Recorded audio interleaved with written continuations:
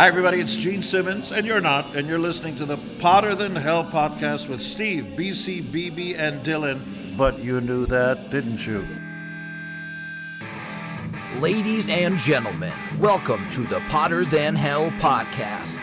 This is your last stop on the crazy train of hard rock and heavy metal. So sit back, buckle in, and hang on. Here we go.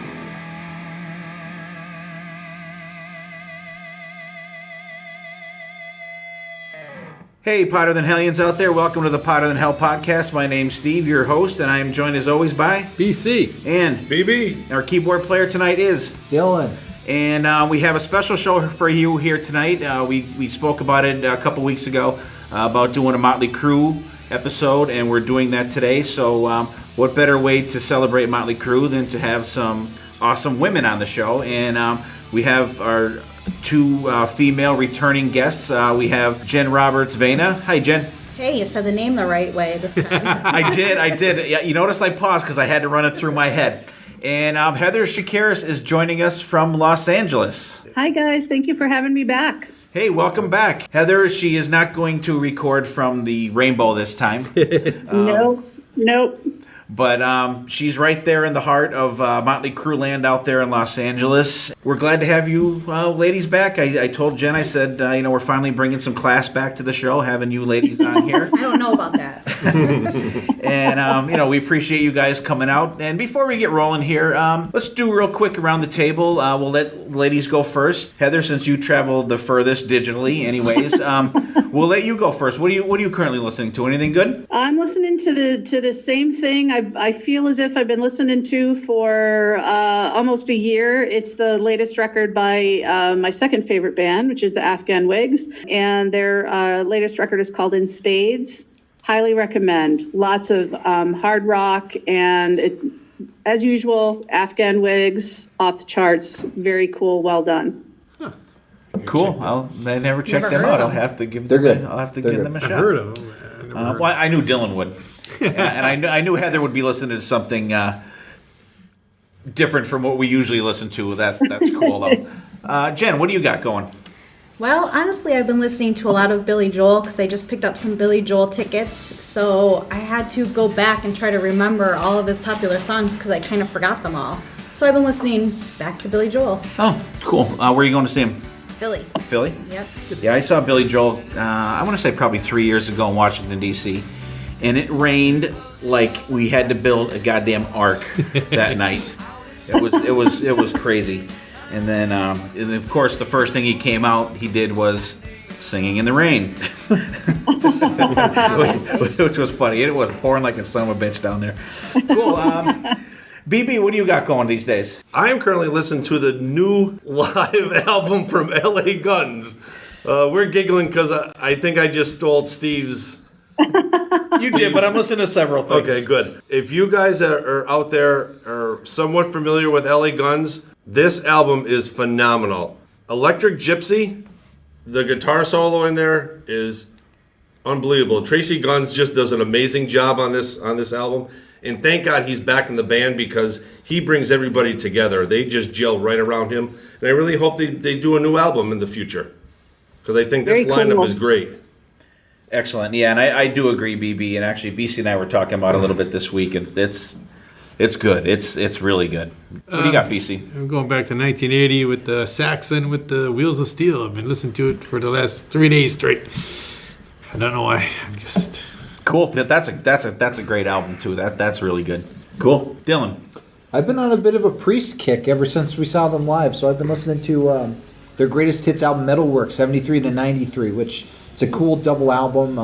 And for some reason, Apple doesn't have like Sad Wings of Destiny on there, so it's literally the only way I can listen to some of the songs that are on there. Oh, really? So yeah, I was so confused about it because I saw it on my thing, but then all the songs were grayed out, and I'm like, well, what the hell? I wanted to go through and listen to all of Priest. Well, I have the actual CD. You could have just listened to that. No, I know. I have it on my iTunes too, but it's it's the principle of the matter. You didn't want to put the extra effort in to walk downstairs and pick a CD off the shelf and put it in and listen to it. No, it's just I was at school, Oh, all right. Can't quite. You mean they didn't have that in the library at Marywood University? No, I don't think they did. Well, perhaps they'll have to get that. And I've been listening to, actually just since yesterday, the new Dead Daisies album. Really good. Oh. Another solid effort from those guys. John Corabi of Motley Crue fame, which we're not going to talk about him on the show tonight, except for now, because we're only going up to before John Corabi came into the picture. But the new Dead Daisies album, it's called Burn It Down. Fantastic album. Sounds great. The solos are great in there. Dean Castronovo is the drummer in the band now. Brian Tichy is not in the band anymore. Doug Ulrich is great. Marco Mendoza. John Corabi. Just a great band. And if you guys get a chance out there, check them out. I think this is their 4th album. And they're just a great band, and they're just chugging right along. They're one of the bands that I kind of don't mind if they would be a repeat on the Kiss cruise. But it doesn't look like they're going to be on there this year, because I think someone said they have some dates ready to go for when that's taking place. So our loss. So hopefully we can catch them on the road sometime around here. Maybe they'll play Penn's Peak. Yeah, that'd be amazing. That'd be a perfect place for them to So it play. seems like they're like one of the bands that actually have not played around here. Anywhere close. Yeah. Well, they did. They played in Allentown when they opened up for Kiss on the Freedom to Rock tour 2 or 3 years ago. I think they right played when they were- there. Yeah. they just came But out. I mean, nowhere like like our general area. All right, so let's talk some Crue. When we get going here, I'm going to go around the table. We'll once again start with our esteemed ladies here on the show, and just give us your Cliff Notes version of how you got into Crue. Jen. Well, since I'm a little bit younger than you guys, I started listening to Crue around Dr. Feelgood, and that was actually the first song I ever heard on the radio. And I thought, wow, this is such an awesome band. I love the sound. Then I heard Kickstart My Heart, and that is my all-time favorite song. I love it. So I thought, if these songs are great, I'm going to go back and start listening to all the songs before then. And I love them, all of them. They're great. Excellent. Heather. Oh, I'm old, so mine goes all the way back to when Shout at the Devil first came out in the early 80s ish? 83. Pardon? 83. 83. Yeah.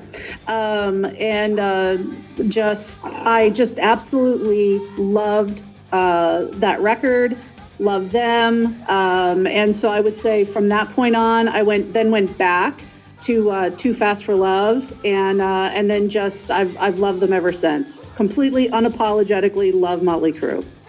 All right. Absolutely there's no apologies on this show for the music you listen to. That's for sure. And for as far as Heather saying that she's old, she's exactly as old as I am. That's not old. See, and it's not that old. BC, well, how about you? Same thing like Heather, I believe. I don't know what radio station it was. Looks to Kill came on. I was like, wow, who are these guys? And picked up Shout at the Devil, and I was like blown away by that album. So, and then of course went and got Too Fast for Love, and the rest is Crue history. Yeah. Like you guys, I am the same way. I started out with Shout at the Devil. My neighbor across the street, Johnny Martins, he went down to the local record store, and Ames department store here in town, and he came home with this album. And he said he only bought it because of the cover. There's that upside down star with the the pentagram. So he plays it, and the second he's done with it, he's yelling out his bedroom window. He sees me in my yard, telling me to come over and listen to this album, and it just blew my mind. From start to finish, a great album. All right, excellent. And I can actually say that I was in on the ground floor, so to speak, for Motley Crue when we used to do our record journeys down to Scranton on the bus. Myself, Rob, and my friend Chris. Every week we'd go to Scranton on the bus and we'd pick out different albums. And I want to say it was Rob that picked up this album. You know, the name was cool and it was spelled different and it had the umlauts on there. And we just picked it up and put it on, and it was like, wow, this shit is good. So then we were able to, this is a band that we were actually able to follow right through their career from very beginning to end. The version we had was the re-release version, not the Leather Records version, which I think that would be a really cool find for someone to get, which I think they only made 900 of them. And So I'm sure it's pretty rare. I'm sure it would be big bucks to get. Is that a bucket lister for you, BC? Well, I've seen a few out there, and it's Ridiculous money for it? I could do with that.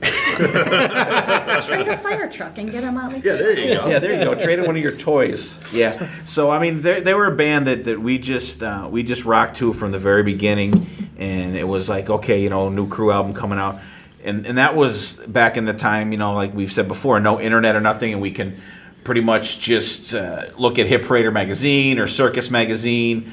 Once in a while, Billboard. We'd have Billboard in our library in the school. That's how we would find out about new albums coming out, and we just, like I said, we just followed them right from day one. And since we're talking about Too Fast for Love, let's get right into it. It was the original Leather Records version was released November 10th, 1981, and then the Elektra version was August 20th, 1982. Great album, self-produced. After listening to all the stuff that came after it, the production I think is good, but it's a little stale compared to what else is out there. What's your guys' thoughts on that? Jen, how about when you went back to check out Crue? What was your thought? Like, where did you get that in your getting the album? Do you remember how you got them, or? I think just borrowing it wasn't CDs back then, cassette tapes from other people, Okay. and then recording them in my dual cassette Oh, yeah. player, That was an essential piece of equipment Yes. back in the day. Yes. You needed your turntable, and then you needed the dual cassette so you could dub the cassettes. Used to look at something single cassette. I can't have that. Yeah. But looking at the songs on that album, I don't even know some of them. Like, there's some that I don't even remember listening to. But then there's others that stick out that were so popular, but I don't remember Merry Go Round, and Oh, that's great. I don't remember those. I'm going to have to go back and listen Yes. again. I hate the chorus of Merry Go Round, but the guitar work. The guitar is work really in good. that song is Oh, just. yeah. I just hate the chorus. fantastic. Yeah, Big It's Mark. such an annoying chorus. Heather, how about you? I'm probably in the minority here, but I actually, one of the reasons I love Too Fast for Love is the production. I love it. It's so not polished. It's like a razor's edge is the only way that I can describe it. It's so raw, not polished, and just I just love it. I love. Of course, we were talking before we started about Mick Mars. Mick Mars is phenomenal guitar player, and I don't think he gets enough credit for how skilled he is as a guitar player. But his guitar playing on this record is absolutely phenomenal, and it's so just in your face. It's not buried in the mix, and I love it.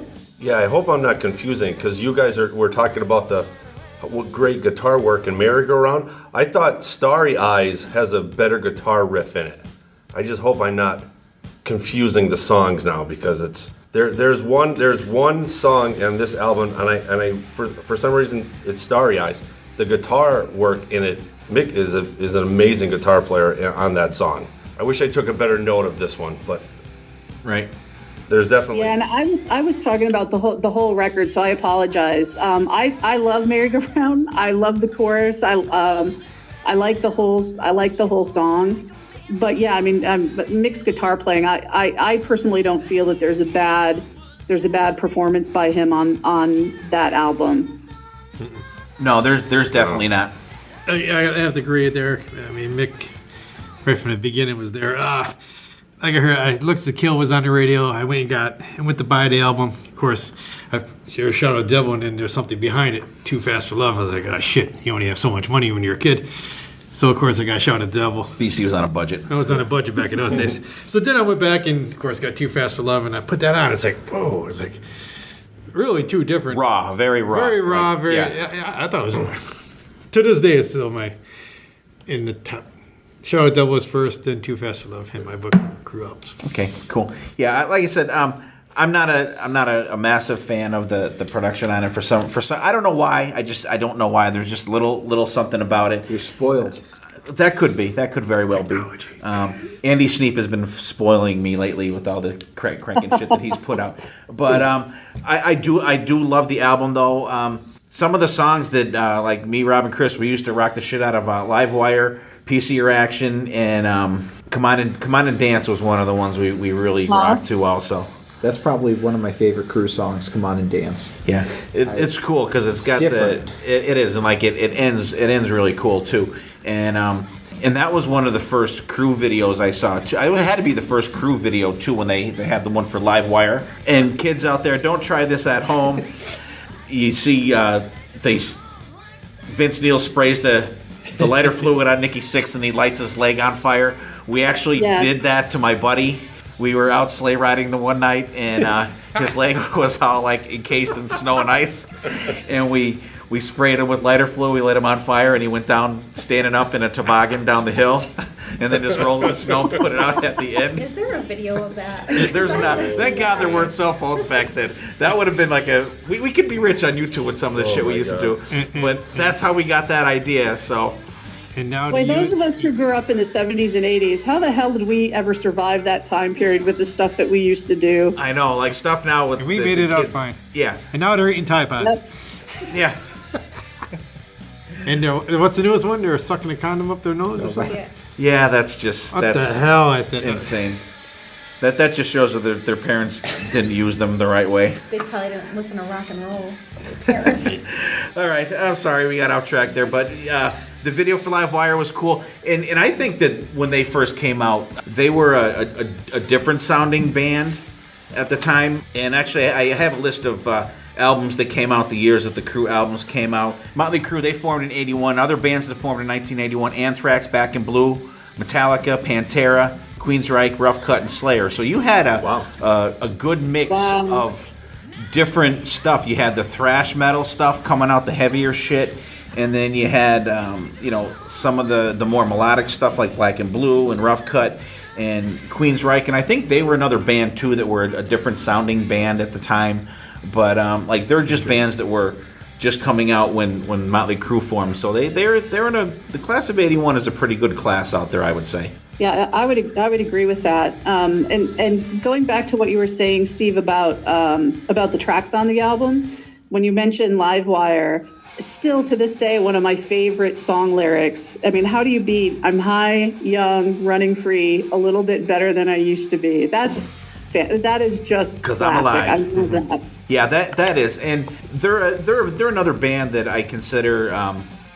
Here it is, Dylan. Kind of like Kiss, like they're not out there to wow you with their lyrical perfection or their poetic lyrics or anything like that. They're just out there to party, out there rock and roll, sex, drugs, and rock and roll. And you cannot go wrong with that. And they pretty much, they're a band that they did change in their looks wise and somewhat sound, but I think they stayed pretty true to themselves all the way through. They did.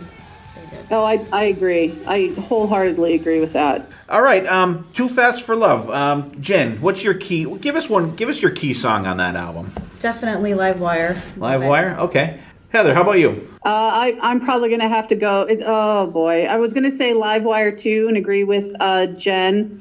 Too Fast for Love's another one, though. Public Enemy #1. It's so hard to pick. Public Enemy #1 and that cowbell. Tommy and his cowbell. Yeah, he likes there's a lot of cowbell on that album. A lot of cowbell. But I'll go with Live Wire. All right, BC. Piece of your action. BB. I'm going to go Take Me to the Top. All right, Dylan, how about you? Come On and Dance. Come On and Dance. All right. I also am going to go with BC. I'm going to say Piece of Your Action. I love the time change in that song, and the middle of that is just great. We used to rock to that, and during that middle part where he really tears it up, we used to throw a strobe light on and just do air guitar and shit to it. It was just a crazy, crazy song. And they were, in looks wise too at that time, they were just black leather and studs, and they came out. They had a little bit of the makeup on at that point. A little bit. Mick Mars was more, I'd say, probably the most noticeable, I think, at that time. And he was actually tall at this point, semi-tall, before he started to shrink. He's a half retarded. So then, but I mean, they were great. I have a set list of what they used to play on that tour when they came out. Let me find it here real quick.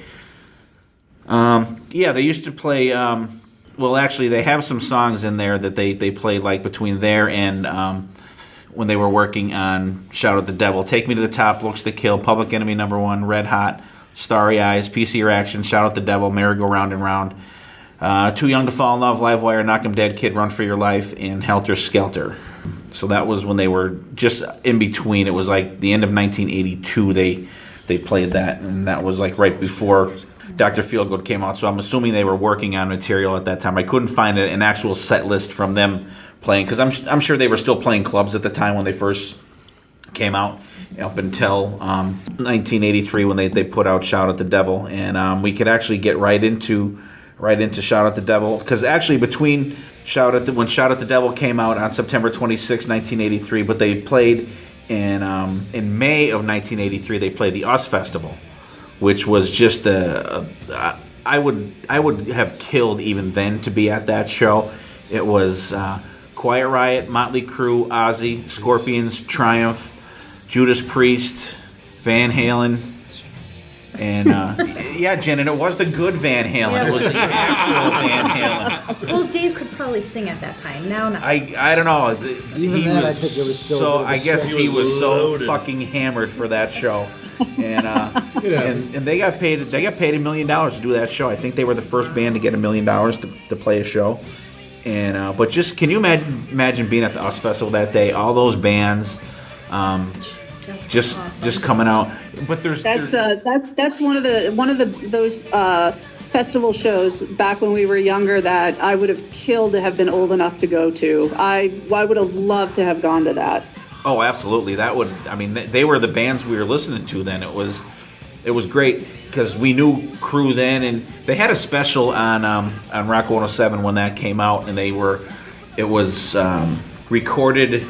I think it was the weekend before they put it out, and they had it on Rock 107. I taped it, and they were backstage with the guys from Van Halen, and they were playing, and they actually played some of the songs from the bands that were there. So you got to hear some Quiet Riot and some Crue on Rock 107, which, you know, even now you don't really hear a lot of that, but it was cool back then to hear these bands on there. And they interviewed each of the Van Halen guys, and they played songs that influenced them, and that was the first time I actually heard Sin City from AC/DC. That was a song that Michael Anthony played, and that's always been one of my favorite songs from AC/DC up till now. And here we are going off on another thing on the side. But I've seen videos. Has anybody else seen any videos from the US Festival Crue? I have the whole show. Yeah. Yeah. Hey, somebody released it. It got released. Oh, years did it? later. Oh, I'm gonna have to borrow that from you. I don't think I've ever seen it. I mean, I've seen videos from it, but I've never seen the whole show. Yeah, when they come out. Cool. I mean, like they show that. I mean, you could. The one I remember the most from that is Judas Priest, because I've seen that whole show, and it's just people as far as you could see. And can you imagine being a young band like Motley Crue? You have one album under your belt, and here you are. You're playing in front of like 500,000 people. That's just got to be like, just like blow your mind. It's just got to be crazy. And there's bands that'll never see, that many people will never see them ever, let alone one show. And just amazing. And Motley Crue, they throw out Shout at the Devil. Whose favorite is that? Anyone? Oh, really, Jen? Well, not favorite, but favorite for that album.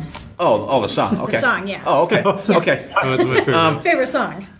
Great album that came out, because I remember when we got that album, we were like, wow, look at like they went like from, you know, because the first album was pretty much a white album with, you know, the Black torso on there, and then boom, now you're just all black, and you have the embossed pentagram on there, and Motley Crue in red gatefold sleeve with the pictures. You're like, whoa! I mean, they really They took the image and turned it up a few notches. Yeah. Oh, definitely. Yeah, they threw a little more color in there. I think hair was a little more, you know, getting into the, you know, A little higher. yeah, a little higher, a little more more Aquanet than the Aquanet, first album. But and it was a much darker album. It, you know, it starts out with "In the Beginning," which Yeah, with the yeah. And I remember the first time, you listen to it. I think we listened to it as a group the first time, the three of us, and it was like cool. But then when you actually can get it home and you put the headphones on and you get that full effect of that in the beginning and you get the bell in there and everything, it's just like fantastic. Heather, your first thoughts on Shout at the Devil and Shout at the Devil? Yeah. I used to get a kick out of how upset it made people, the cover of the record, and how everybody was so sure that they were Satanists, because the whole thing with in the beginning, the opening. I guess I would call it an opening track, but the intro to the album. And with Nikki Sixx on, doing that voice, and he was credited as Aleister Fiend in the liner notes, and that just used to tickle me. I thought that was just one of the funniest things, because even then, I don't know how old I would have been, 15 or so. I just knew that it was more of a marketing thing and not, they weren't actually Satan worshipers. Yeah, just a gimmick. I just thought the whole thing was really, really funny. But I think in terms of favorite songs, one of my all-time favorite Crue songs is "Too Young to Fall in Love." I love that song. I still listen to the Crue pretty regularly. I have, they cycle through on my iTunes, and when this song cycles through, I crank it about as loud as it'll go. I love "Too Young to Fall in Love." All right, cool. BB. Yeah, this is definitely my favorite Crue album, and it's funny. It's the first one, and I just think front to back. Besides that God Bless the Children of the Beast, that instrumental thing, and I think they say the title of the song maybe once or twice.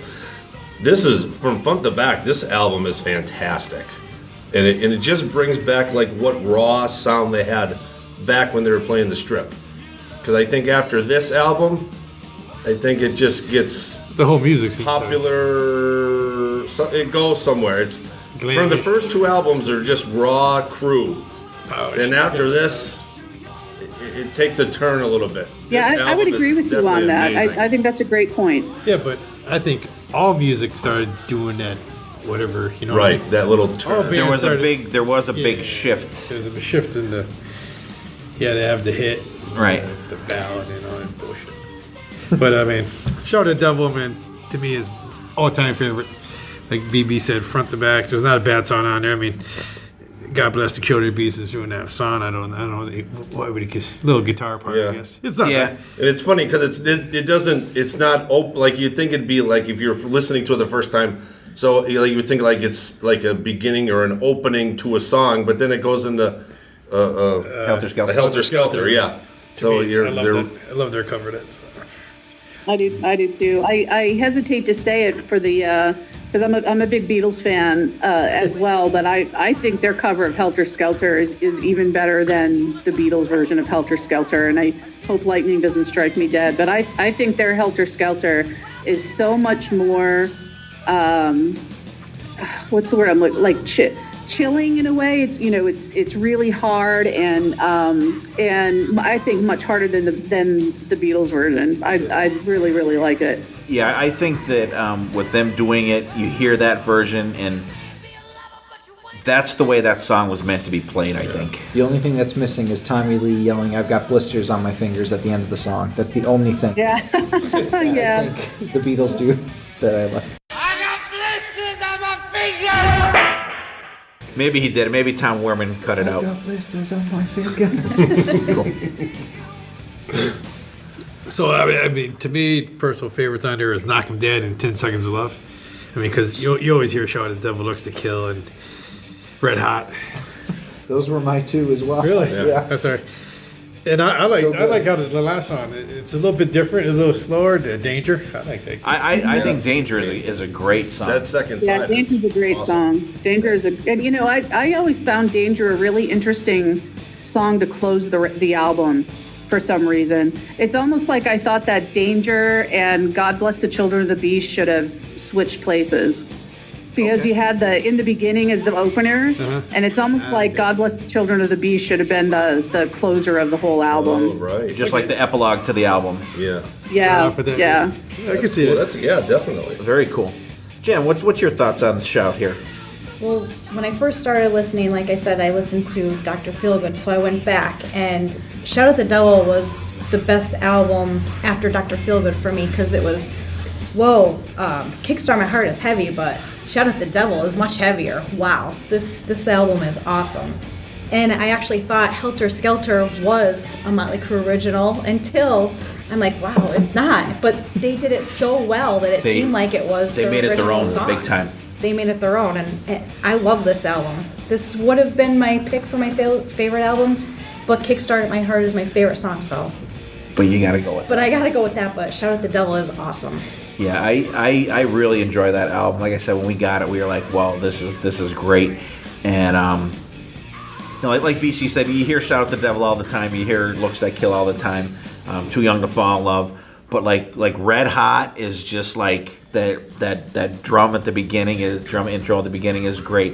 And I also do agree with BC. 10 Seconds of Love is a great song. It has just that. That is the I think the epitome of the sleazy Motley Crue song.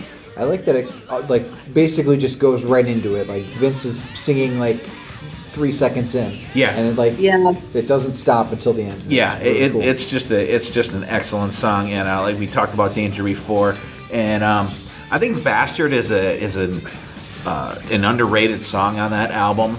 It's not even like 3 minutes long, but it just takes shit and grabs you and pounds the shit out of you and throws you on the curb, and but it's great. It's just a great album. It's very cohesive, and I never thought of what you said, Heather, about changing that.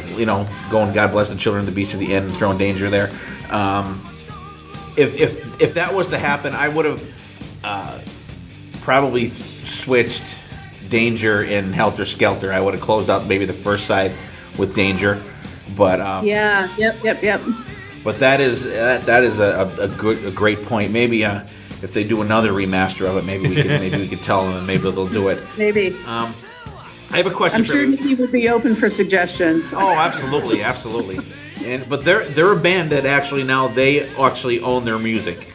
A lot of bands out there they don't own their music anymore.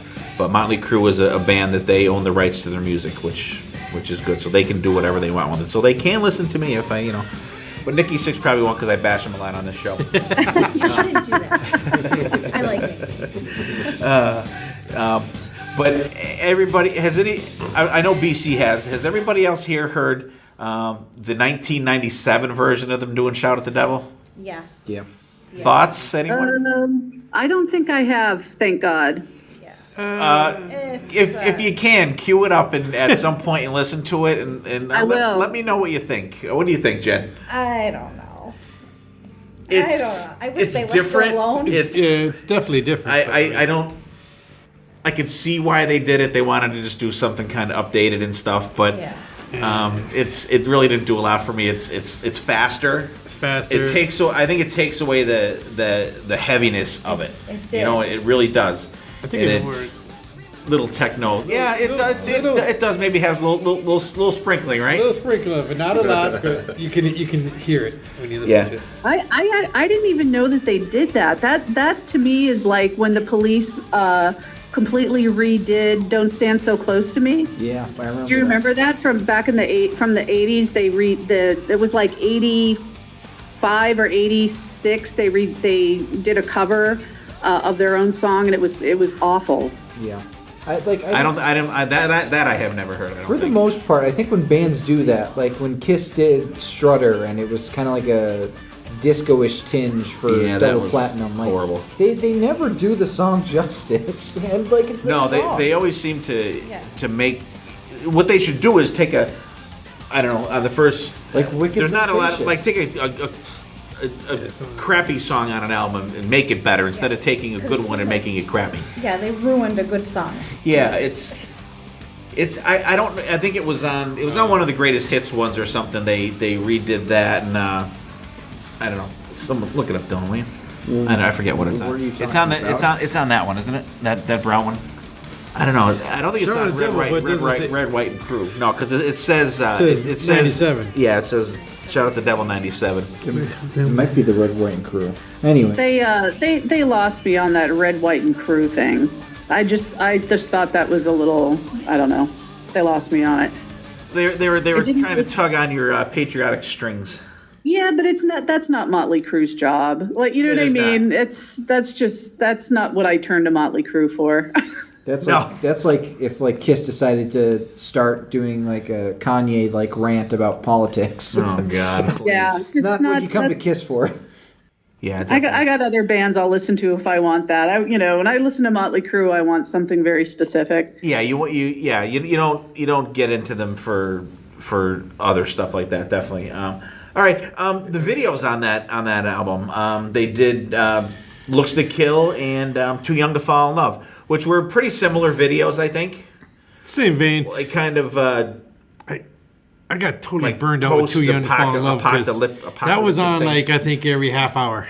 Oh, right. They played almost Yeah. every half hour. And if you take that and you take either the Kiss Lick It Up video or the Kiss All Hell's Breaking Loose, they're pretty much all the same videos, just with different people in them. Yeah. Generation Swine. It's on. It's on it's now. on- Oh, that's on Generation Generation Swine, that crew. That explains it. Yeah. Yeah. I didn't listen to it. That's And why. for as That's bad why you as- never heard it. And for as bad as that is, that may be the highlight of that album. Yeah. Where is it? Let's see it. So, I mean, we're not going that deep tonight, thank God. That'll be for Crue 2. It'll be Okay. our Crue Motley Fest 2. number 2.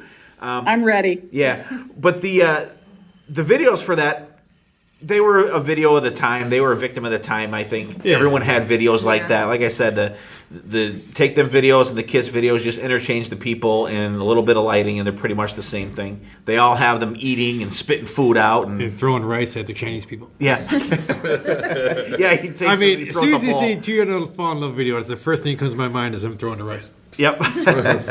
Yeah. for some reason. Yeah, so I mean, there's not a whole lot to talk about video wise there. So then they're gaining momentum. They were BC. That's when you went to see Ice Capades and saw Went to see Crue, Ice Capades, right? and And accidentally two ended up- skaters got hurt, so Motley Crue came out and. No, that was the first time I saw Motley Crue. Was that, and like I said, I was hooked. They came out, and I was like, whoa. Yeah, Heather, when's the first time you saw Crue? Oh my God. First time I saw Crue, I don't think I got to see them until Girls, Girls, Girls. And then I saw them like 5 times Okay. on the Girls, Girls, Girls tour. Because I wasn't old enough, and my parents would never have let me go to a Motley Crue concert. Yeah, because Girls, Girls, Girls was 87, right? Yes. Yeah, that was my first opportunity to see them, and I just kept going to see them at that point. Cool. Jen, how about you? When did you see Crue first? Carnival of Sins 2005. Okay. That was. I was later in the game. That was in Allentown. Oh, Allentown. Okay, because we saw that one. They played Wilkes-Barre for that one. Did they? Mm-hmm. Oh, I saw them in Allentown. We were right in front too. It was awesome. Godsmack opened up for them, didn't they? Was it Godsmack? I forget. I don't know. But that was a really a good tour great though. show. That was a really good show. Everything blends together. that actually, I don't know if you've seen them on that tour, Heather, the Carnival of Sins tour. I didn't, but I would have loved to have seen them with Godsmack. That sounds like a great double bill. I may be misspeaking though. I'm not sure if they did or not. I forget. I know what you mean, but It's I think I'm confusing Godsmack just playing down there by themselves. But that was a cool tour. They had the big circus tent on stage, and truth be told, that's how Kiss should have did the Psycho Circus tour. That was the exact stage that would have been perfect for the Kiss Psycho Circus tour, but Crue kind of snagged it there. Did they do a movie or I feel like I've seen something on Access TV from the Carnival of Souls tour. Yes, I yes. could be wrong. Yeah, there was a DVD. I think there was a DVD out. Yeah, it was Okay, all right. 2006. It was Grand Rapids, Michigan that they filmed. Yeah. Okay. yeah, they did do that because they had all the acrobats and stuff flying across Yeah, the stage and yep. everything. Tell me Really what cool. BB, your first Crue show. I honestly can't remember, but I honestly think it's Jen's show in 2005 when they played in Wilkes-Barre. because I don't remember ever seeing them any earlier than that. Really? Okay. Yeah, I So saw, did you not catch them at Pocono Downs, because they No, did 'cause I the think- Girls tour there. yes. When yeah, was- that's when- I saw that tour. That was Yeah. actually the second time I saw them. I've seen for every that. tour except for Two Festival. Yeah. I I made you go. Yeah, I think I was like a Theater junior in high Theater school. Pain still. was my first tour that I saw them on, because I saw them. They played in Allentown for Theater of Pain. Theater of Pain. And I remember they couldn't have the whole stage because They couldn't do the drum thing? They couldn't do the rotating drums. Was it on solid? It was Actually, that wasn't the rotating drums. That was when it was on the thing that the drums didn't spin. He was on that. the whole The roller coaster thing? The whole No. drum riser came like Yeah, you were looking at it, top of his head landed. Oh. yeah. I mean, really cool. I mean, and a great. I guess that's just ground, so they wouldn't do it because it was like concrete or nothing. I guess. Right. It was and the stage wasn't high enough for them to do that either. Something. Yeah. Because Kiss Hot in the Shade tour was down there too, and the Sphinx was half his head was cut off because the stage was so low. So Leon had a lobotomy on that A little tour. off the top. Yeah. We'll take out the top. And actually, when Too Fast for Love came out, Shout Out the Devil came out. Here's some other albums that came out that year. 83, when that came out, AC/DC Flick of the Switch, Balls to the Wall from Accept, Dio Holy Diver, Def Leppard Pyromania. And that was when you really started to get a lot of melodic bands out there. Lita Ford, Out for Blood, Kiss Lick It Up, Crocus Headhunter, Bark at the Moon for Ozzy, and that was the tour you saw them on BC. Metallica, Kill 'Em All came out, and Slayer's first album, Show No Mercy, came out. It was ice. I think 1983 is one of the greatest years for music ever. Oh, Ever. absolutely! That was when the greatest Iron Maiden album, Peace of Mind, came out. 83, 84, and part of 85. Then it just got very. Then there were too many bands. It got crazy. I think that's once you hit the end of 86 on, I think that's when you really got inundated with bands that just totally pretty much fucked it up for everybody because there was just too much shit out there. I mean, there's only so many people that are going to buy albums, and there's only so many albums you could buy, and there's only so many bands you could go see. And I think it was just oversaturation. They were signing anybody that did a ballad. Anybody that did a ballad, anybody you that got used, an album contract. one can of Aquanet per guy per show. I was only 6 then. Jen was only 6. Wow. Sorry. That'll be enough out of you, Jen. Thank you very much. Okay. Yeah, so I mean the music atmosphere then, I mean it was great. There was a ton of stuff out there to see, and Motley Crue they really held their own with everybody else that was out there. They toured the shit out of the world for that. They got thrown off of the Ozzy tour, I believe. Yes. Because of I believe some of it was excessive partying with Ozzy. They're Sharon put the probably gonna skids to kill that. Ozzy, and then I guess a lot of people were coming to see Crue, and then Yeah, and once any kind of focus has gone off of Ozzy onto the opening band, they're just Sharon says, "You're out." They're out. Sharon says, So "You're fired." so they kind of headlined some shows for at the end of that. the very end, yeah. And then they went back in the studio. They come out with Theater of Pain, which I would say is probably my least favorite. Thank God. I was going to say that too. Okay, I think that album is kind of too polished. I think. But I don't like the sound of it. I don't know. I think City Boy Blues was a horrible opening track for that album. I think it was too mid-tempo, I think, to open up a Crue album. And speaking of bands getting signed for ballads, you have Motley Crue's big song, Home Sweet Home. Home Sweet That Home. is the only good song on that album, in my opinion. Fight for in my your rights. Hey, listen, Yeah. I Keep like going with that, Jen. Go ahead. Come on, tell us. Tell us how you really feel about this album, Jen. I like how Vince Neil pretends to play harmonica on Smoking in the Boys' Room. He was playing, damn it.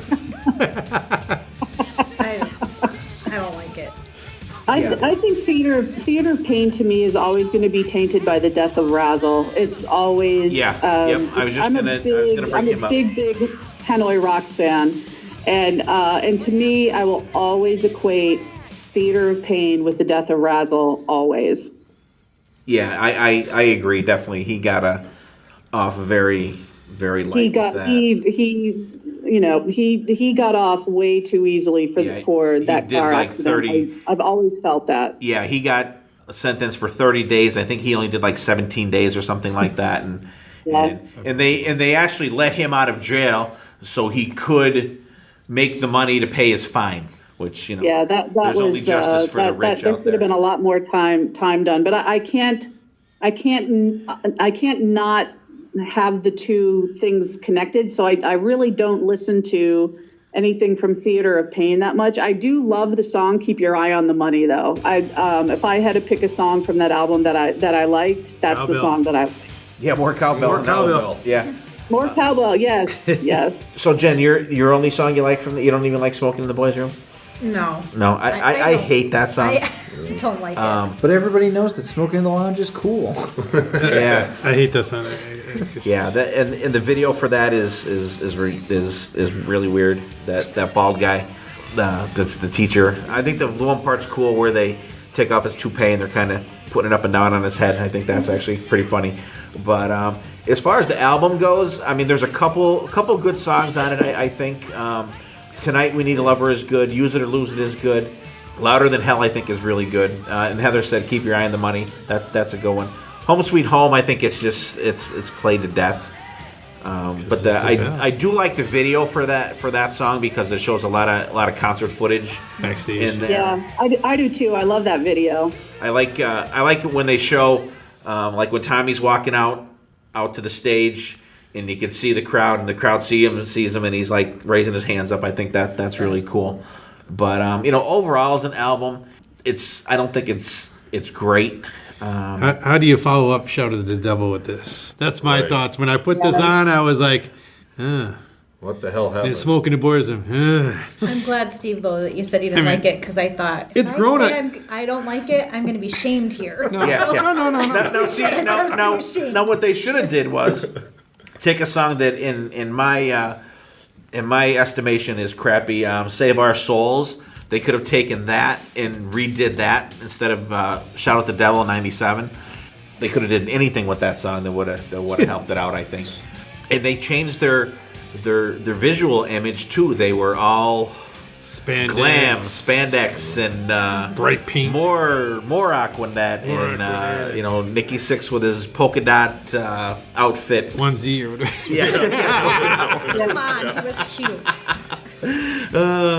That's funny. It would have been around this time. I'm trying to remember what year it came out, but it was a VHS tape at the time because it was before DVDs. But it was the Motley Crue Uncensored Yes. VHS. Did you guys ever? I loved that's that awesome. tape. Yes. I loved it. I wore mine out. I wish they came out. I wish Yeah. they would release it on DVD. Yeah, there you go. That's a great. What year? So can somebody look that up? I'm just curious. Was that 85 or was that 87? June 21st of '85. 85. Okay. So right around the time that Marty was going back to 1955. Right. Crue was coming out. Yeah, right. Yes. So I have kind of a funny story about Theater of Pain. I was in '87. I was moving from Scranton up to New England. I was moving to Providence, Rhode Island, and it was before Girls, Girls, Girls came out. It was probably maybe a month before, if that. So their most recent release was House of Pain, and so I didn't have much. I had my clothes with me, and I had some stuff with me, and some music. And this was back with cassettes, so my car had a cassette player. And 2 days after I got there, my car was stolen, and it still had almost everything in it. And they recovered it the same night, but when I went to pick it up the next day, everything had been stolen out of it except the Motley Crue tape. You can keep it. They were not fans Not either. even- Here's I your was going to sign. say, not even they wanted Theater of Pain. I mean, one good. I do like the album cover. It's not a bad album cover. Album covers, I'll give you that. The album cover's okay. I mean, the album over time has grown on me a little bit, but But Going I think back- overall of the classic Crew, I Their think that is catalog, probably yeah. the Lacking. weakest, It's lacking. weakest album. Yes, fair. From production, sound, up into and Lyrics. including lyrics and songs. Yeah, So we won't spend a lot of time about that. But it was a good tour. I that was the first time I got to see Crue. I want to say Loudness opened up for them down at Pocono. Was it Pocono? No, Allentown. Allentown. And Who opened for them, Steve? Loudness from Oh, Japan. Loudness. Yep. Crazy. I mean, they were great. And yeah, that's when Crazy Nights came out. Hollywood. Yeah. And great. It was a great show. Like you said, we didn't get to see the drum do its thing, but it was still really a good show. And they were still, and it was cool then too because they didn't have the huge catalog at the time. They only had, that was their third album under their belt. So you got to see a lot of, you got to see Piece of Your Action, Take Me to the Top, all that stuff. You got to see those good songs. You got to see them do Bastard and 10 Seconds to Love. They had a really good set list for that tour because they didn't have the huge pull of material at the time to see them, and it was really good. So they may have dropped the ball on the album, but on the tour they definitely hit the mark on the tour. Which tour was it that Vince started to sing only every fifth word? I don't know. I think they called it the Mailing It In tour. Did you know that? When Vince He'll sing a couple lyrics, and then the microphone will go out to the crowd. So he becomes the crowd's Yes. hype man. Yeah. It's pretty funny to watch. Yeah, he is, and we've said that he's been mailing it in for the last couple years. He certainly has. And like when he's solo, it just aggravates me that he only plays Crue stuff. He doesn't do anything from his own solo Exposed. thing. I know Exposed is a great Great album. Yeah, Doesn't do Exposed anything. is not a bad album. Doesn't do Not anything at from all. Tattoos and Tequila, like Yeah. nothing. Just Crue. Have you heard that album, Jen? Exposed? No. Exposed? Oh, really? We're gonna have to. She We're gonna wasn't have to exposed get to that it. I for wasn't you. exposed to exposed. Oh, well, we're gonna have to expose you to We're gonna Exposed, expose you to exposed. There you go. and you will Don't be want. exposed. Once you hear it, you want to expose yourself. Oh, my. And but it's really good. We talked about it on another show. BC and I today we picked it up. We went, grabbed some beverages, and rocked the shit out of that album. Like probably 4 or 5 times we listened to Oh, it. God. However long it took us to drink a case of beer. What year was that? That came out in 92 maybe. 92 or 91, 93. 92. Okay. Like it's real. Steve Stevens plays guitar on it. Robbie Crane's on it. I forget who drums on that. Vicky Fox, Enough's Enough. Yeah. Okay. But really, really good album. If you guys have not checked that out there, And, check out Vince Neil Exposed. It's I want to say it's great. the second guitar player from Lizzie Borden. Okay. I could be wrong. It's a great album. It is. It's got some really good songs on it. So check that out. Also, anybody else? On, all right, Heather. What would be if someone had a gun to your head and you had to pick one song from Theater of Pain? What would that song be? To like? Yeah. Keep Your Eye on the Money. Okay. Jen, I know what you're gonna say. Home Sweet Home, Okay. definitely. BB. Louder Than Hell. BC. Fight for Your Rights. Anything out of you, Dylan, or no? I'm gonna say I'm a sucker for a good piano riff, so Home Sweet Home. Oh God. Thanks, Dylan. I'm gonna say. And also Hot Tub Time Machine has also made me like that song a little more. Seeing Motley Lou. Motley Lue, Motley yeah. Lue, baby. Yeah. I'm gonna say Tonight We Need a Lover. I do like that song. I think that's pretty good. It's got a good vibe to it. BC's doing the drums to it now, air drums. So you guys can't see that, Plus but that's a good ticket. And no song named Theater of Pain on this one. No. no. It's a cool. That'd be a cool song name too. Yeah. Welcome to the theater. That could be This, like an I think Alice this is their Cooper. only album. They don't have the name of the We album. could write on it. one and then Well, send and the it Motley in. Crue album too. Oh, the Karabi one. That's right. Wow, it was The Karabi Epic album. That's the best. That's one of their best ones. great. We're talking know, I about. That's a fantastic album. I want to say St. See that? Los Angeles Jen. has If you that. so had homework to do tonight. So Jen, Never heard that one? in the next couple months, Jen, you need to listen to Exposed. everything. Exposed. You listen to Exposed, and then listen to everything past Dr. Feelgood. Yeah. So you need to listen to Generation Swine, which Oh, God. good luck with that. I did, and I didn't like that. Yeah, it's not good. You gotta listen to the Saints of Los the Motley Angeles. Crew That's a album we have to great listen. record. I Oh, Saints of actually Los love Angeles is Saints of Los great. Angeles. Saints of Los Angeles. That is awesome. And Yeah, I Face love Down it. in the Dirt is For- one of the best yeah, Motley Crue for songs, them, in my opinion. Yeah. I like having that be probably their final album. I'm happy with that Great being way their, to go out. their final record because it's a Definitely. fantastic album. We'll definitely, when we do part 2, we'll get That's into a that. great- So Jen, you need to get into those other albums I a know little them. bit. I know, Okay. not Generations fine. I listened Okay, well, to that one- and that was that out. That one, one of the self-titled Motley we'll Crue. kind of gloss over that one, like we're kind of glossing over Theater Yeah, of that Pain. was That'll all be right. the Theater of Pain of Part 2. Theater of pain in the ass Yeah, to talk about. yeah. Exactly. 1987, Girls, Girls, Girls. Yes. Ass Actually a good album. Very good. I think they really hit their stride on this album. I think it's a great mix of, even including Theater of Pain, a great mix of the first 3 albums. Sound-wise, song-wise, there's really not a bad song on this album. Well, the Nona thing, that's just a little. That's the Children of the Beast of this album, I think. And I actually like Nona because it's about his grandmother who passed. I know. Well, I always skip it. I don't know. But she raised him. It's very nice. I think it was very sweet. Well, she couldn't have raised him too good because he changed his name. He didn't like her name. I don't think she was known as 6. No. Well, his name's not Mickey either. No, I know. Frankie boy. Frankie. All right, let's talk some girls here. Jen, how would you find this album? I like it a lot. It's my 3rd favorite album. I know Girls, Girls, Girls is so commercialized, that song. They play it over and over, but I love it. I love the song. Still good. You're All I Need is my favorite song on that album, and I've seen them 5 times, and they've never played that song live, and I think it's one of their best songs. I really like it. Yeah, I don't know if they've. I'll look through the set list. I don't know if they've ever played that. Wild Side, great song. Great song. That is good. Jailhouse Rock and... See, I love that cover of Jailhouse Rock. Do I ya? think Mick Mars tears the shit out of that song, and that solo that he does is Well- fucking blistering. Again, Mick Mars, baby. Mick is an awesome guitar player. He is one of the best. I do love Vince's intro to it with the "We're performing live right here tonight. I think you got the fucking job." Because I don't want to sing. That was when he still could sing good. And, Yeah, he was still, he was doing good. Vic. he was doing good. But Dylan, see if you can find a set list for that. I like that album a lot.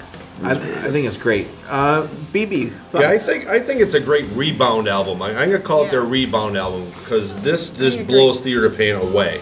And as much as we hate saying the radio play, they got a lot of radio play for this, and I think it brought them back to where Shout at the Devil had them. Like I keep saying, the rebound album. Now they're out there again, and now they're actually making kick-ass music once again. I still think Theater of Pain would just Coming up with the very open track, light. Wild Side was a bigger plus, I think, after coming out with City Boy City Boy Blues. Blues. Right, because you think come about out- think about all the other ones. Like they came like the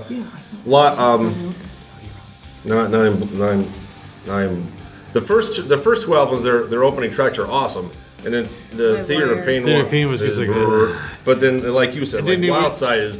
It went from that right into that cover song, which was a double. So when you put this on, Wild Side and Girls, Motorcycle, of course, women. So you're opening this album much And stronger. they're bringing the than- motorcycles on stage for the tours. I mean, that I was was just upset by that. awesome. Yeah, BC doesn't like all that kind of stuff. Heather, what's your thoughts? Oh, I think to me this is not a metal album. This is a rock and roll blues album. To me, I think that it's very different than any of the other ones that they did. I think I can't remember who said it, but it's sort of like the comeback album, the rebound album. I think is correct. I mean, they came back with a vengeance. But to me, this is much more of a rock record versus their previous releases, which were more metal. And I think the blues influence in Mick Mars playing my favorite song on the album is 5 Years Dead. Yeah. And it's got much more of a blues groove to it than any of the previous records that they released. I gotta say, I really love this album. The only thing I would have done and Wild Side is probably my favorite Crue song. But I think if they opened up the album with Girls, Girls, Girls with the motorcycles cranking at the beginning, I think that would have been just a kick-ass way to start the album. Not that Wild Side is not, but I think that if Wild Side was a little deeper in the album, I think it really would have caught you a little more rather than I agree. than it being the first song. I think that the perfect first song in this album would have been Girls, Girls, Girls, kick it off with the motorcycle. Title track. And you know, both of the songs, you know, either song could have definitely set the tone for the album. And I do agree with Heather. It's not a metal album by any stretch of the imagination. It is more of a hard rock and roll album. And even Jailhouse Rock was a really cool thing. And you guys know I'm not a ballad guy. Like, You're All I Need is cool. Like, the piano in it's cool. Yeah, the subject matter is pretty sick. Cool, I think. Like if you listen to it, like the dude like killed his girlfriend. The music video got banned on MTV. Yeah. So I like put you to the sleep. dude killed his girl, but I mean it's a. You know, you think of the song, you think You're All I Need. Oh, you know, that's sweet, yeah. But you know, like Listen to the lyrics. You know, Not really. listen to the lyrics. I mean, not gonna it's be you with know. me, you're dead. But there are some great songs on there. I agree with Heather. 5 Years Dead is freaking great. Dancing on Glass is great. Oh no. Yep. It's a great album. Got to see them for this tour. Finally got to see the rotating drum thing. They played at Pocono Downs with Whitesnake, I believe, Yes. on that I tour. think you're right.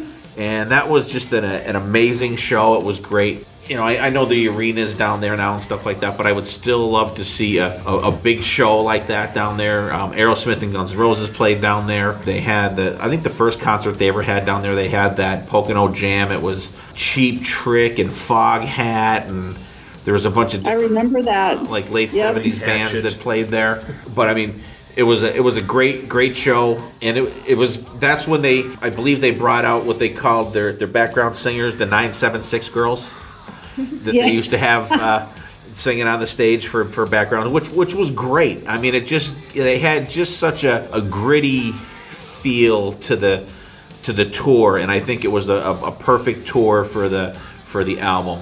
And they're I think they even changed their look a little bit in that. I think they moved a little bit away from the leather and the makeup and into jeans. You know, they would have leather jackets, riding jackets, but they wore jeans. They didn't have makeup on. You know, they still had the hair. But even like this was a real shift for them away from what they had been into like a next stage for them. Oh, definitely. I think they went like grittier. They got away from the glam, and they kind of just took. I think they kind of took 2 steps back, even for how glammed out they were on the last thing. But I mean, really, You got to give them credit. Every album had its own sound, and they had their own look for every album. Yeah. yeah. They got the looks that kill. But and like I said before, it's still staying true to themselves. Yes. You know. I agree. Yeah, I remember when I first moved out here and I was driving down Sunset and I went by the Seventh Veil and I totally geeked out. I'm like, holy shit, There it it's is. the Seventh Veil. And right out front in the neon light, girls, right on the neon. I had That's a total geek, very embarrassing geek moment. That's awesome. Do you drive by there often? Yeah, when I'm going to, I like to go to Amoeba Records quite a bit, and so sometimes I'll take what to me is the longer way, where I can cruise down Sunset. Amoeba's on Sunset, but I can take a route that bypasses everything. But sometimes I like to drive down Sunset through the Strip, you know, past the Rainbow and the whiskey and everything, and make my way down. And then as you head down about the midpoint, you go past the Seventh Veil.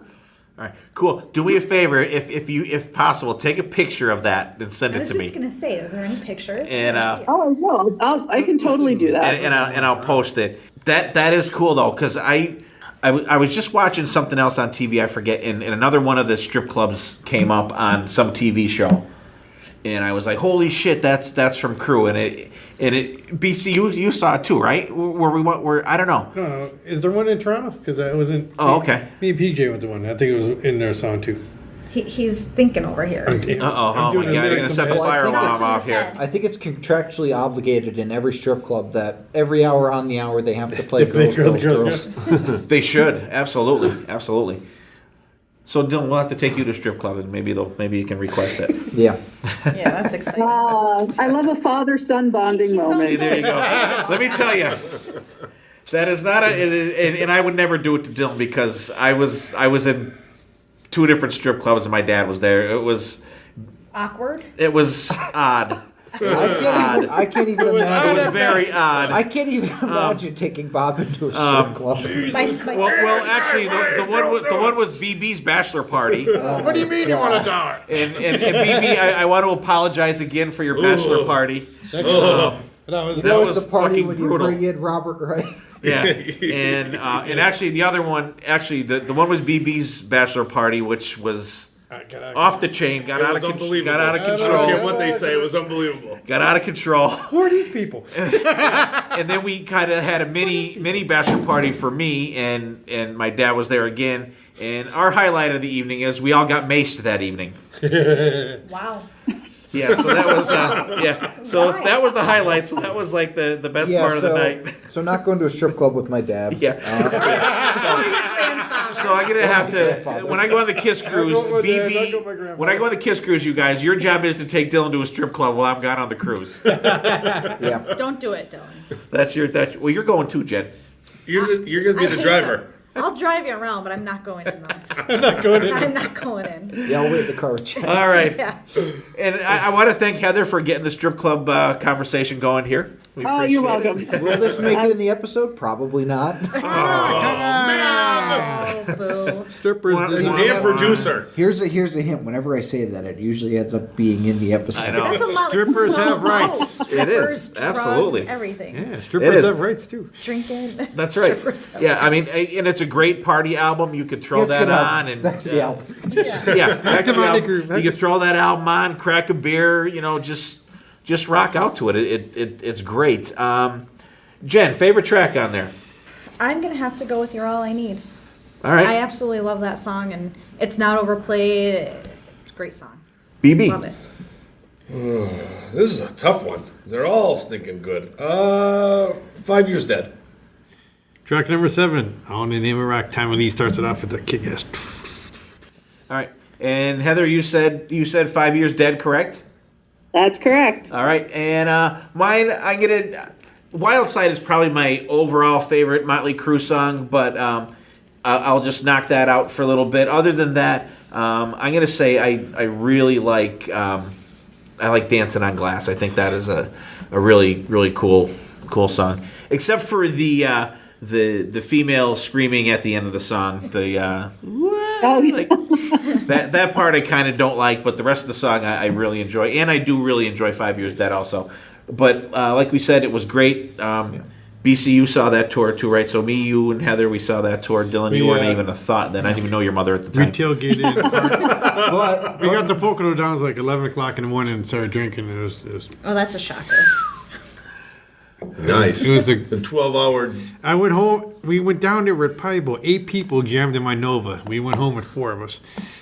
Somebody got arrested. The other 4 are still down there. I can say, Somebody got are they arrested. still missing? Yeah, one is missing. One got arrested, and I don't know where. The other was in a creek down by the river. Yeah. Or wait, in a van down by the Man, river. down by the river. No, that wraps up Girls. For, My favorite song was Jailhouse Rock. Thanks for asking. oh, I'm sorry, Dylan. Dylan, what's your favorite song? Jailhouse Rock. There you go. That is good. And actually, I have a little Jailhouse Rock story for the next album we talk about. Dr. Feelgood. Jen, I'll let you go first. This was your first introduction to Crue, so give us your thoughts on that. This, I think, by far is the best Motley Crue album, in my opinion. But the first song I heard was Dr. Feelgood, loved it. And then Kickstart My Heart came out, and that guitar in the beginning, that is what did it for me. I loved it. And in that time, I thought that Nikki Sixx was the guitar player until I watched the video. I'm like, Until you realize he was very little. oh, in the it's band. actually Nick. But I totally baby. love this whole entire album. I think it's great. There's really no bad song on it. I really like the whole entire thing. All right, coolness. Very, BB, how about you?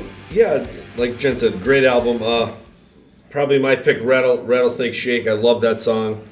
And then a lot of them are pretty popular. You know, you have Dr. Feelgood, you have Without You, you have your SOS, you have Don't Go Away Mad. Just go away. Just go away. Just go away. Don't go away. Please, just go Once again, they really outdid themselves. You know, following following their last album, Girls, Girls, Girls. I'm like, my brain is shot today. But yeah, I think they really did a great job of just showing the world they can still bring it. And then all the videos and all the actual popular songs that came out, and they're, now they're almost on top of their game. Now they're all over MTV as well. Once again, just keeping their name popular out there. And this actually was the last album with Vince With until Vince. '97. Yep. Oh, that's right. Oh no. All right, Heather. I would say for Dr. Feelgood, the album in its entirety, I would say of the 5 albums that we're talking about, I would rank this 4th for me. But I love the song Dr. Feelgood. There's nothing I love more than timing it when I'm driving, when it just kind of serendipitously happens, where I'm hitting an entrance ramp onto the freeway right when that song is starting. And it's almost like the perfect song to just fly down that entrance ramp. Not that I speed. Fly down that entrance ramp and right onto the freeway, like right when it kicks in. It's like a perfect soundtrack for driving. It's one of my favorite driving songs. I love it. It is cool. I really enjoy that album, and what I enjoy, I actually, and you're not going to believe it, I actually agree with Jen. This is my favorite Motley Crue album. Wow, really? Yeah, it is. It is. See that? Write this down. See that? Write it down. Correct. Write the time and date down. I love this album. The only song I really don't care for is "Without You" and "Time for a Change." I can live without those 2 songs. You don't like ballads. That's why. I'm not a ballad guy, but what I think really shines through on this album are the songs that you don't see. They don't have videos for. You don't see them. Slice of Your Pie, Rattlesnake Shake, Sticky Sweet, and She Goes Down. Those songs are fucking phenomenal songs. I love those songs, and I believe on the tour they actually did all of those songs. I want to say when I saw them, and I think it's a great album. I remember seeing because they released Dr. Feelgood video like maybe a month before the album came out, and this album is produced by Bob Rock of if you're out there and you know albums that that Bob Rock did the Metallica Black Album, and just a phenomenal producer, and I think he really brought out the best in these guys on this album. Mick Mars shines just like the sun on this album. I think he just totally kills it on this album. The solo and Kickstart My Heart is the solo and Kickstart My Heart. It's got that. It's got the talk box on and everything. And actually on that tour, here's the set list for that tour. I mean, this set list is just crazy. Kickstart My Heart, Red Hot, Rattlesnake Shake, Too Young to Fall in Love, Shout at the Devil, Live Wire, Same Old Situation, Slice of Your Pie, guitar solo, drum solo. We'll get to the drum solo in a minute. Looks to Kill, Smoking in the Boys' Room, Wild Side, Girls, Girls, Girls, Home Sweet Home, Dr. Feelgood, and Jailhouse Rock. I saw them twice on this tour. I saw them once at the Meadowlands in New Jersey, and Warrant opened up for them down there, and that is the show where we went down on a Rock 107 bus trip, and I met Sebastian Bach in the bathroom. Oh, I remember and that story. I waited till he came outside to talk to him. What happened after that? No one knows. And he so I talked to him for maybe a minute or two, and he said, Warrant is going to come out on stage with the Crue and play Jailhouse Rock, and I'm going to come out and play with them. And he said Ace Frehley's going to play with them on Jailhouse Rock. So I got back to my seat, was telling everybody, and they're like, yeah, bullshit. I said, we'll just wait and see. And they came out, and they did the Jailhouse Rock with Ace and Sebastian Bach, and guys from Warrant came out. It was fucking so cool. And on this tour, the crazy Tommy Lee thing was he had the drum. He had an electronic set of drums that went out over the crowd, and he did kind of I think where he started to get into his electronic DJ kind of things, because he had played to piped in thing of Back in Black and a couple different songs he played on there, and then he in quotations, oh shit, the drum thing got stuck. So we had to. So a ladder came, like a rope ladder kind of thing, came down, and he climbed down, and which I think it took a lot of balls because he could have he wasn't hooked any ropes or anything like that. So when he got on that ladder thing, he climbed down that ladder into the, they cleared it. It was not an actual thing. So it was like it was part of the show. The Metallica, like like on one, down yeah. and the guy It was part of the show because they had a big space cleared out underneath where he came down.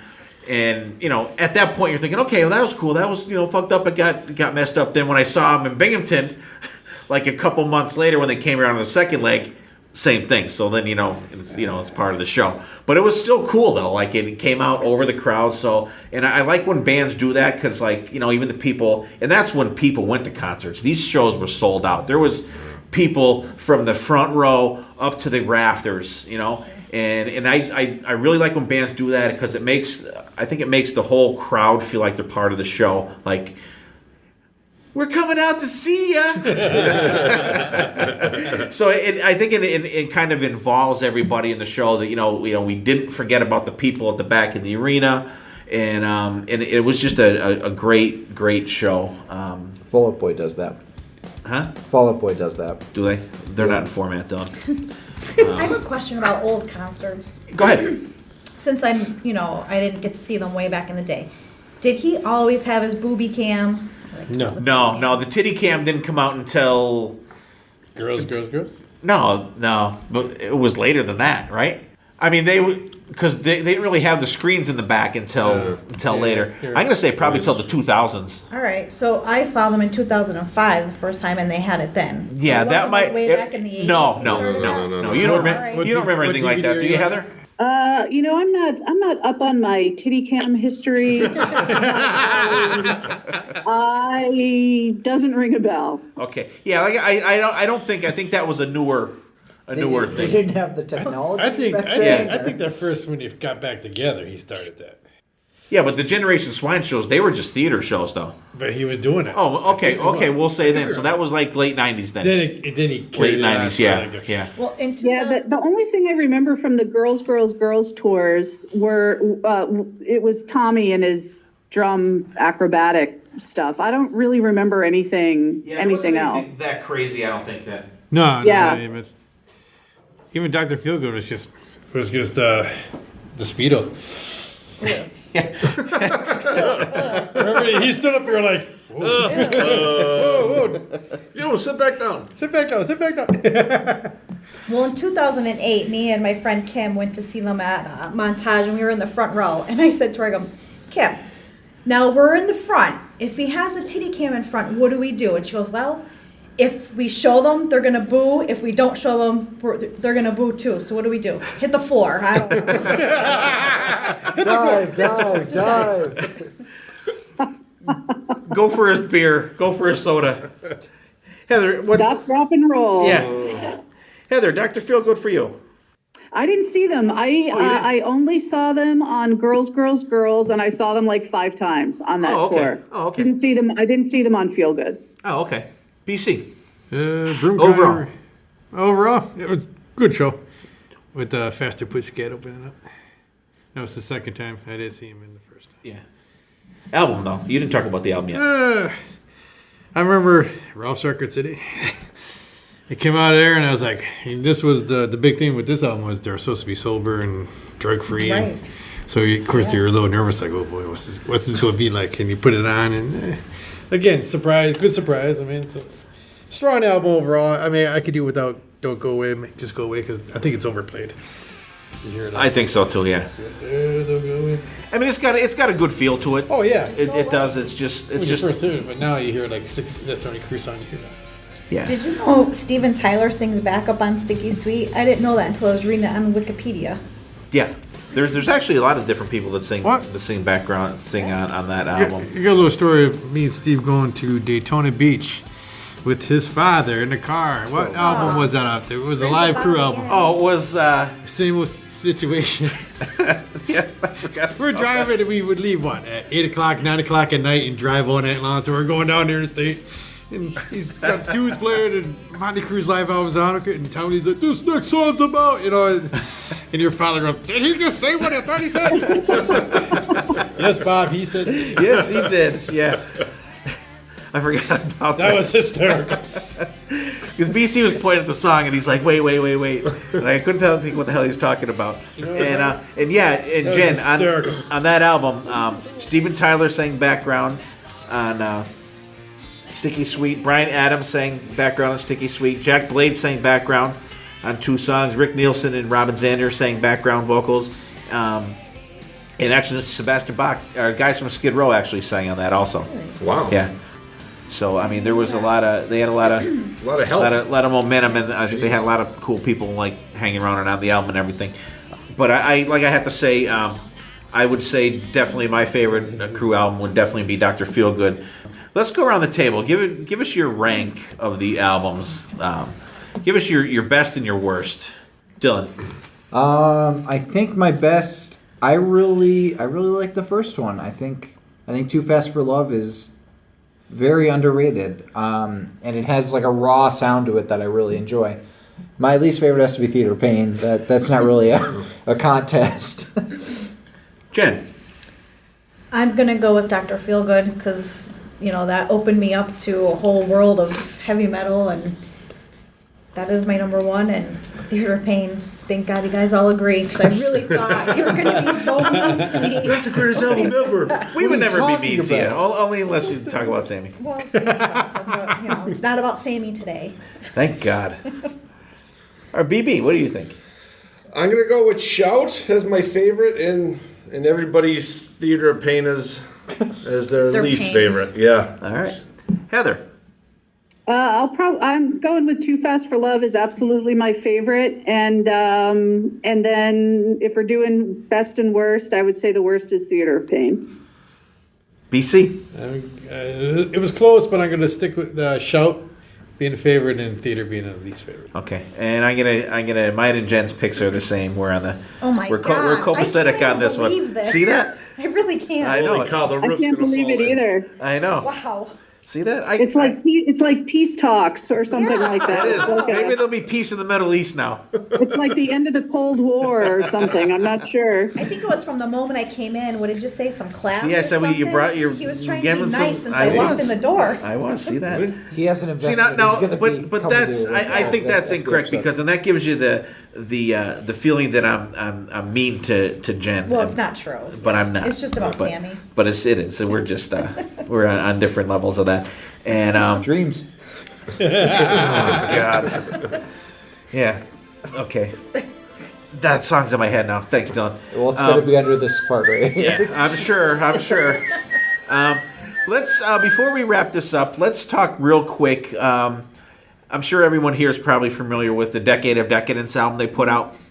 It has some remixes on there, and I kind of misspoke. I would say that my favorite Crue song is probably off of this. I'll say it's in a tie with Wild Side, Primal Scream. Primal Scream is great. Primal Scream. I think that is just. I like that song too. Yeah. I think that is just a fantastic kick-ass song, and I thought that wasn't on like There's an a lyric actual in there album. Yeah. that I really like. If you want to live life by your own terms, you got to be willing to crash and burn. Love it. Yeah. Love it. That's what we do on the show. Sometimes we Crash and live life, and sometimes we crash and burn. Just gotta say, hey. You just gotta say, right. But there's some interesting stuff on there. They remixed Livewire and Piece of Your Action, and Home Sweet Home, which I hate when they never make rarely make the song better. Like you would not say, okay, if I have a choice to pick Livewire, am I going to listen to the 91 remix or the original one? You're going to listen to the original one. Like I don't. Yeah. I could kind of see where maybe they put that out to maybe get people to get into the older albums. Maybe I'm gonna say that's probably their marketing strategy on that, Get or them whatever. to buy it. Okay, it's Home Sweet Home, but it's Home Sweet Home remix. Right? Maybe it'll be better. Maybe which, what's the remix? And you put it on. I don't think there was. And, much I mean, it difference. has "Kickstart My Heart Live," which is cool. Rock and Roll Junkies on there. Teasers on there, which was on a compilation album that they put out when they did the Moscow Peace Festival. Stairway to. I forget what it was called, but I like Angela too. Angela's not bad. Angela like is not bad. I'm trying to think of what what album that was on, but Anarchy in the UK. Anarchy in the UK, which is really cool. And Who else does Megadeth that? does a version of that Megadeth, song yeah. also, but I like the Cruise version better. Heather, are you familiar with this one?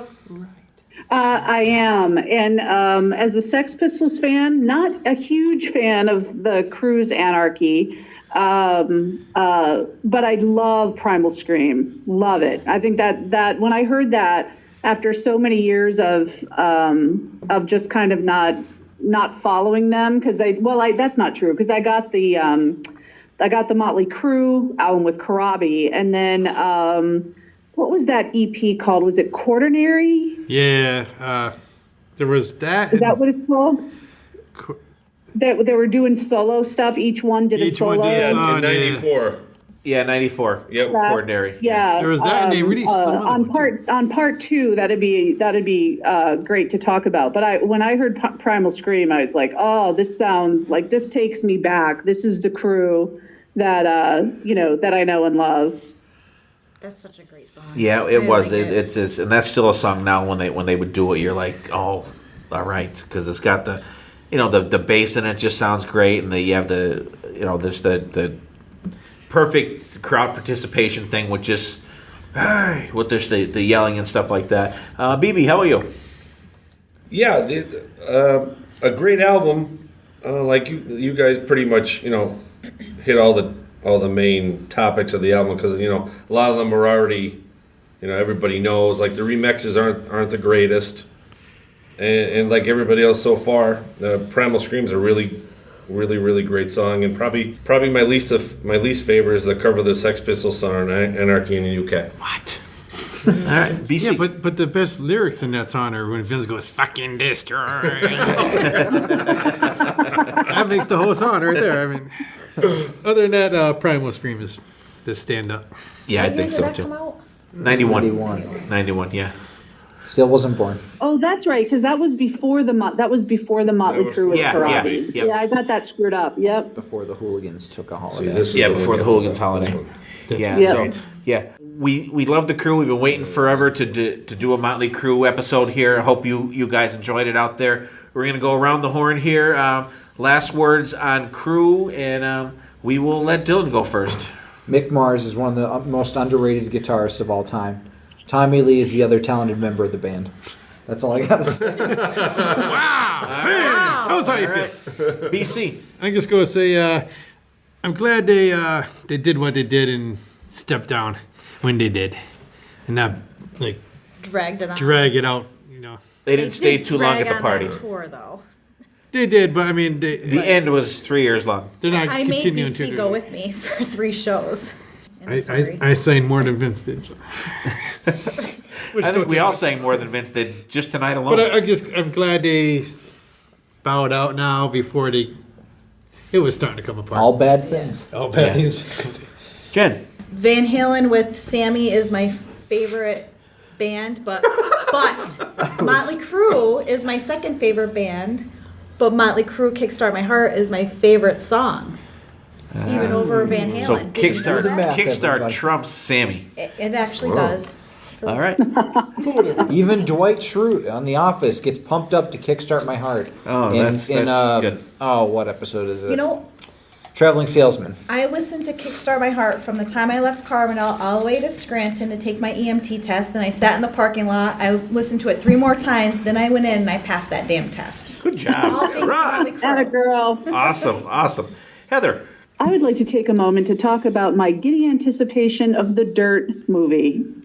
I meant to mention that. I'm glad you did. I can't wait. I am so excited. That book is one of my all-time favorite music biographies. That I'm not sure if everybody read it or not. Yes, If you haven't, I have. please do yourself a favor.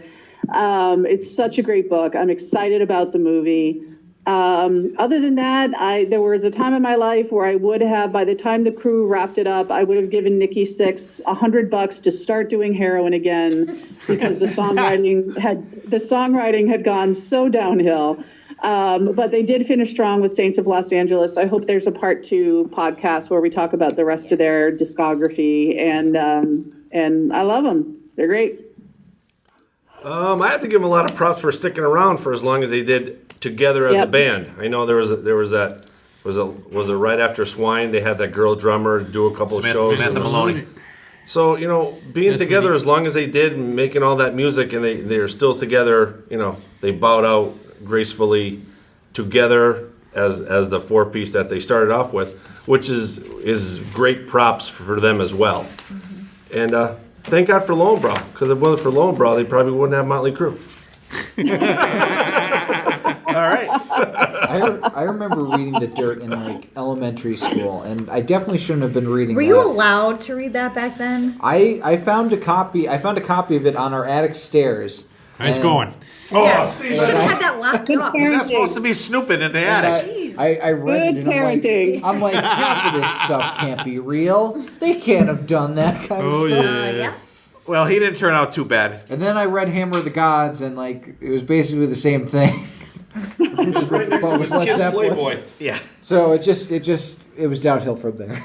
It's all done. Yeah, I like Heather. I can't wait to see the movie The Dirt. I hope that they do it justice. I really do. Ramsey Bolton as Mick Mars, baby. Yeah. It's looking good. And I've always liked Motley Crue, and I could say that I'm glad that I've been a fan since their first album came out, and they were always an interesting band to watch evolve, and then devolve, and then evolve again. Just the variety of sounds that they've had, and for as much as they've changed, I said it before, they have stayed true to themselves, I think, and they provided us with hours and hours of entertainment and discussion. How when Samantha Maloney was in the band, BC and I, we went to see them for that tour, and that was a topic of conversation for a long time. How are And they the gonna John Corabi album, and yes, we will do a part 2 to this. We will go from after Decade of Deck. We'll start out at the '94 Crue album, and then go up to the end. The end. And we'll do the same group here if everybody is willing to do that. And I want to thank, for as much as I bust balls about Nikki Sixx and stuff. If no Nikki Sixx, no Motley Crue. They're a band. I think Chris Jankowskis' wife Monica was supposed to come out with us tonight. She's not feeling well, couldn't do it. Monica, hope you're feeling better. She wanted to have a quick discussion on. She just set me right off because she's like, why don't you think Motley Crue's in the Rock and Roll Hall of Fame? I'm like, oh my God. I'm like, Dylan's going to be putting his head down. And and they're another band, I think, that really got a raw deal, Rock and Roll Hall of Fame wise. And we'll get into that discussion on the next show. So I want to thank everybody out there for listening. Hey, check out. Steve? Yes.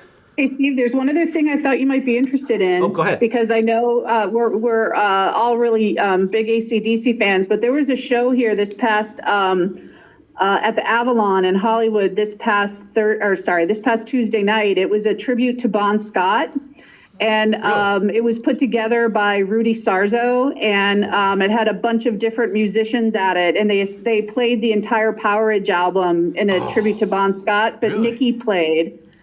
And it was Nikki was there, and Rudy Sarzo, and Scott Ian, and a bunch of other musicians as well. I thought you would be interested to hear that. Oh, that would have been freaking great. Yeah. Surprised there was no coverage from Blabbermouth or something. Yeah, that's the first I heard of it. Yeah. I'm pretty sure that Blabbermouth did. I don't know if they covered it afterward, but there was at least one story on Blabbermouth about the show when it was announced. If you were to go back and Google it, you'd be able to find it. Yeah, and for them to do Powerage, oh my God, I would have just lost my mind just to see those guys do that. Thanks for that. Definitely, I will definitely have to look into that. And if there's any videos from that, I'll post a couple on our Facebook page. There are a lot. Actually, Afghan Wigs lead singer sang Night Prowler. Yeah, Greg was there. Greg did I think he did the last song. He sang the last song. I believe he did one number, and I feel like it was at the end of the night. Yeah. I actually had a ticket. I was supposed to go, but I didn't get there. So. Yeah, Night Prowler. Dylan said he did. And that's weird because I actually I had to stop for some beverages before we came here, and Night Prowler was on XM. I want to thank everybody out there for listening. Check us out on Facebook. We are now on Google Play also. Any place you can listen to a podcast, iTunes, CastBox, Ear Peeler. You guys check us out. Share us with your friends. Check out our online store. It's clickstudios.threadless.com/designs/. You can pick up a ton of Potter Than Hell gear with our awesome logo done by Ed Spangenberg, and he also runs the store on there. You can get shirts, mugs, and cups, and all kinds of cool stuff with our logo on there. And we just want to thank everybody out there. And I want to tell everybody out there, thank you to all our listeners and supporters. We just went over 10,000 downloads this week. That is awesome. Yeah. That is awesome. And it's I can't believe it. It's just awesome. You guys out there just like totally rock. And I want to thank my usual crew here, BC, BB, Dylan for doing all the kick-ass editing that he does. BC, my sturdy co-hosts here. Jen for coming on, spending time with us. Heather from taking time out of your busy schedule. We really appreciate you guys coming on here. And have a great week, everybody. And love you guys out there. Keep interacting with us. And we will see you next time. And there will be a next time.